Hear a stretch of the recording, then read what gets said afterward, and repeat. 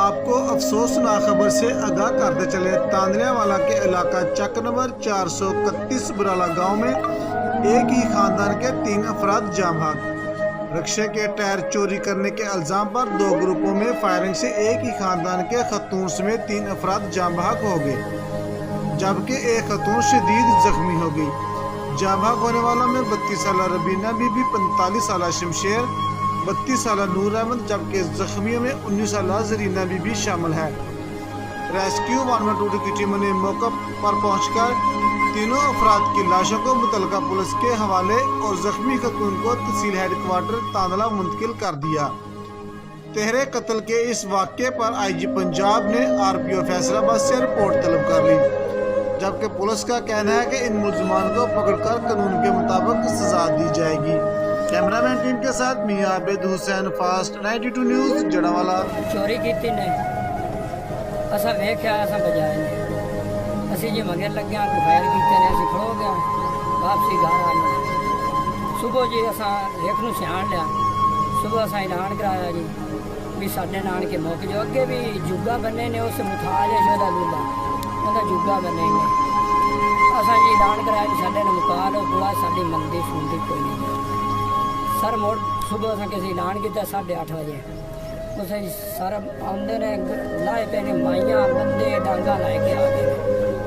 बंद पिछे हटाया भी पर जल्दी कराओ, तुसा ना ऐलान किया उन्होंने मुक जाओ। वो जी कोई पिछा अगा हट गए। बाद में जी मोड़ ना थड़े मारने ने भी एक नहीं हलन बोलन आप मुकना है।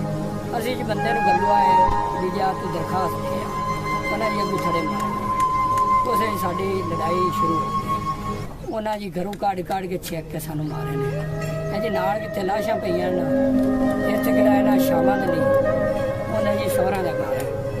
इत्थों अंदरों उन्हें छेक के जी लाए गए। उन्हें बतरेर उन्हें नाल इत्थे बैठा सी, अंदरों छेक के साइड ते पवाई नाल मारे ने। और जेह्ड़ी रबीना बीबी है उत्थे माइयां कट्ठियां होईयां, सवाणियां भी छिक्कण जान, बंदे भी। उन्हें जी उत्थे फायर उन्हें मारिया पर पहली साइड नज्जू के पुत्र जी नाम शायद इकबाल, वो फायर मारा रबीना ने। सर अगे बड़े खुरा में उनका ब्याह गैंग इन्हों की जी कि गैंग मास्टर है ना, वो इन्हों का बशीर मलदा शामा दे लिए, वो जी गैंग मास्टर है। वो जी कतल बड़ा कतल किए ने, लुट मार पत्था भी लैंदा साडे पिंड च। आम बंदे बोलते नहीं पिया, तुहाडे मगर खड़े ने, इन्हों को बत्था लैंदा शुरू बोलते नहीं चलिया।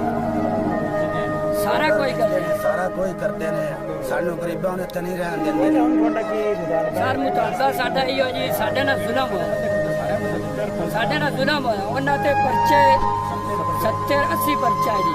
कतल 20 तो 25 कतल उन्हें साडे पिंड दे कीते ने, 20 तो 25 कतल कीते ने, काट के। पुलिस इतनी क्यों स्लो है, क्यों नहीं एक्शन लेती है? सर पुलिस वालों नाल रली है।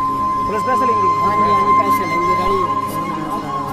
किसी कत्ल में भी वो फांसी नहीं? सर नहीं हो सर, इतने बंदे शोरे खड़े